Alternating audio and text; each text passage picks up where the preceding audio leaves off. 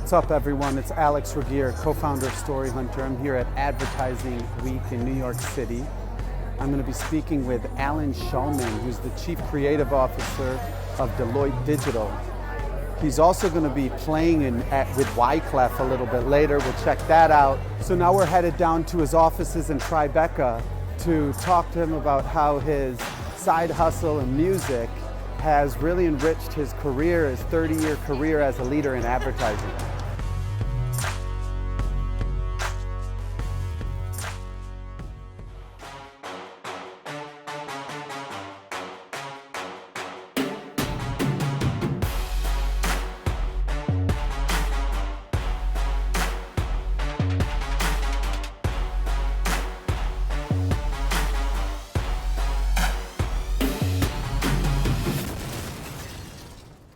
So I was looking at your LinkedIn, and it says you're a voting member of the Recording Academy, the Grammys. Yes. And you're going to be playing jazz guitar with Wyclef at Adweek. What's the story here? Well, I've always sort of been, I'm a jazz guitarist. I have been for the last 35 years. I have a master's degree from Howard University in jazz arranging and composition. I have always sort of been an ad guy by day and a jazz musician by night. So that's sort of the two ski poles that I've, lived my life on and sort of, shimmied one way or another, depending on what time of day it is.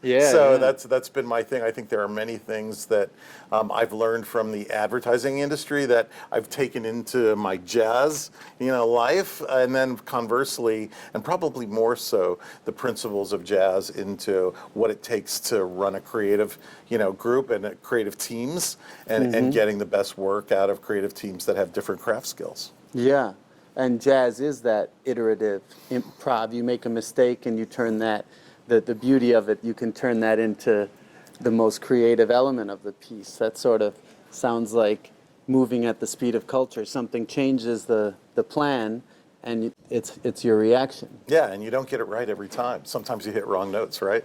So, but the willingness to be vulnerable and get out there and make yourself vulnerable, whether you're a creative person on a creative team or whether you're a musician, you have to be willing to sort of put yourself out there, I think, and take that risk. I guess audience, though, too, right? You have to listen to your audience in advertising, which is something oftentimes musicians forget about the audience. They're doing it from the heart. Exactly. I think you're never done learning. You've constantly got to, keep at it. Yeah. And certainly in jazz, the masters set the bar very, very high. So I know it's a lifelong endeavor for me. I think in advertising, we're having to reinvent what that looks like. And I think that, using the sort of the formulas of the past to put in the containers of the present isn't necessarily always the right way. So I think we have to equally be willing to, to break some rules and try to come up with new formats and things that are going to get people to pay attention to, what brands have to say. It's interesting because, listening to some of the panels at Advertising Week, it's like they're very data focused. But what you're talking about is very much emotional focused. Correct. Look, data has a role. It's like oil. Until you refine it, you don't get you have to refine raw oil to use it. And I think data's the same way. Until you get it and you look at it, you have someone interpret it, and then come to the creative folks and say, here's what it means. Here are the insights that we got from it. Then you can get that magic going that sort of goes, wow, that's a universal truth. I never thought about that. What can we do with that piece of insight that can do something that people will relate to and go, yes, that's true. That's truth. So, and that's the emotional part, right? That's the harder part. But I think data definitely has a role in creativity, no question. Do you think this type of more of that emotional approach to advertising is something more for B2B than B2C? Not necessarily, but I do think the pendulum has swung too far to the sort of mathematics of things. Even here in Deloitte, where we're not short on numbers. We have lots of numbers and lots of ways to quantify things. We even have a human quotient because human experience is what we're about here.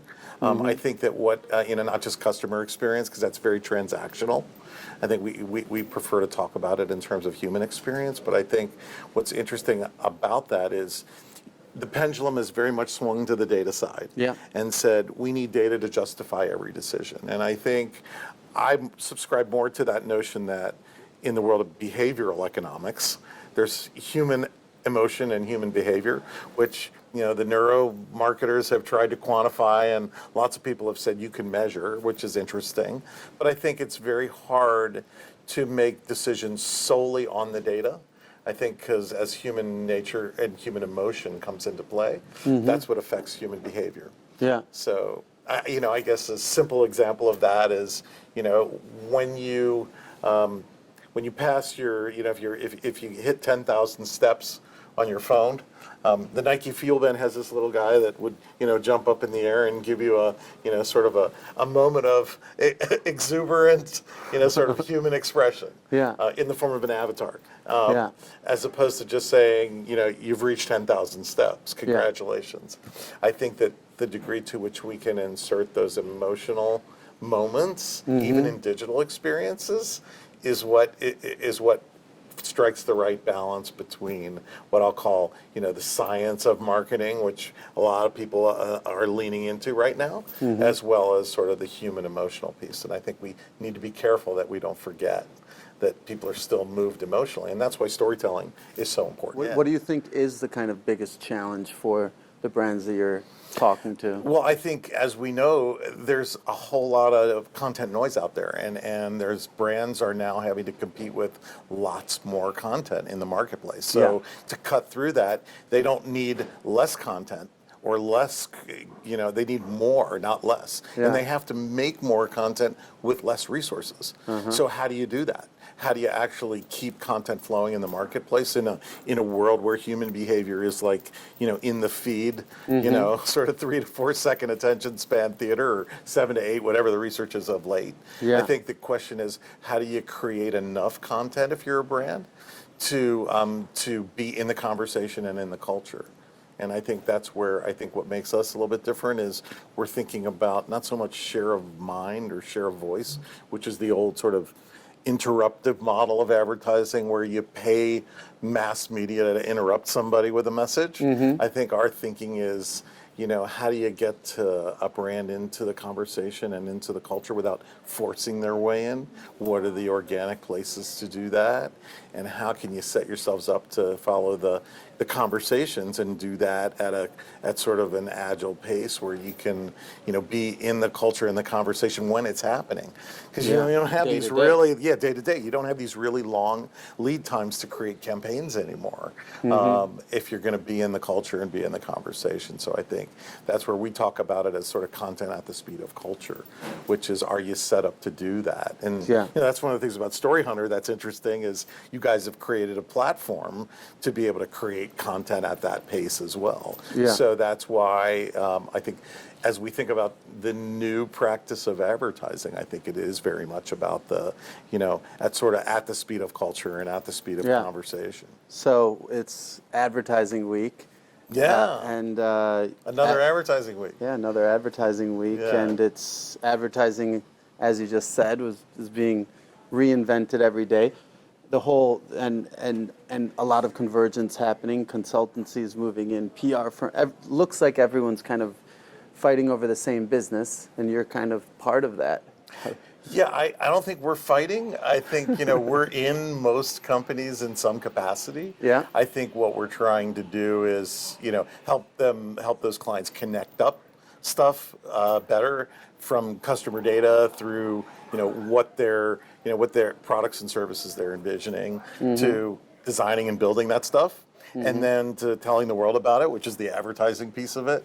And then on the back end is how do you run and operate that stuff at scale for, in the age of, sort of one-to-one marketing. And I think that's what makes what we do here at the intersection of sort of consulting and creative bigger than a normal agency. Our focus is really on what's the client problem we're trying to solve And in my world, is that a content or a creative problem that needs to be solved? And sometimes it is, and sometimes it's bigger than that. It has to do with, just looking more broadly out beyond campaign into sort of the always-on content world. So what have you been seeing kind of over the past 18 months in particularly video storytelling or ads, everything from ads to branded to editorial? Yeah, so longer form, right? Branded content, more series, more, a sponsored longer form content, and then the opposite. Much shorter form, chunked up smaller pieces of video, which is hard because, to create drama, you need conflict, right? And to create conflict in 3 to 7 seconds